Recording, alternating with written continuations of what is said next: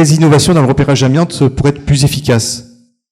Alors les innovations pour être plus efficaces, c'est déjà de suivre la norme NFX 46020 qui impose un certain nombre de prélèvements, donc déjà de travailler par zone homogène, par les fameuses ZPSO, et ensuite de faire un certain nombre de prélèvements par zone homogène, et aussi de sondage, puisqu'on ne peut pas simplement, quand on fait du repérage, s'arrêter au prélèvement. Il faut sonder pour voir l'homogénéité des matériels, parce qu'on sait très bien qu'il y a les matériaux reconnus comme contenant de l'amiante, puisqu'ils ont été fabriqués avec de l'amiante. Il y a tous les produits pour lesquels il a été rajouté de l'amiante lors de la mise en œuvre du produit.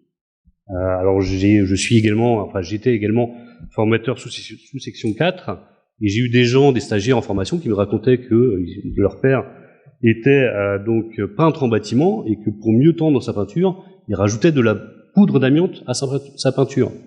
Donc ça, on le trouvera nulle part, on ne trouvera pas la marque de la peinture, ou quoi elle contient de l'amiante. Effectivement, ça a été à la mise en œuvre du matériau qui a été rajouté l'amiante. Donc, pour être plus efficace, des sondages et des prélèvements. Alors, est-ce qu'on peut accélérer les interventions sans réduire la qualité de l'exécution?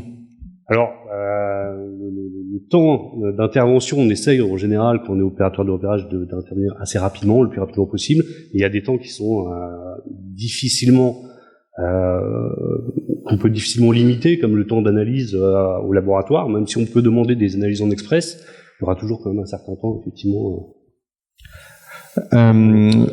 Alors, peut-on passer facilement, donc ça c'est une question piège un peu, est-ce qu'on peut passer facilement du diagnostic dans les bâtiments au diagnostic sur les navires, et est-ce qu'il y a des qualifications un peu particulières à avoir?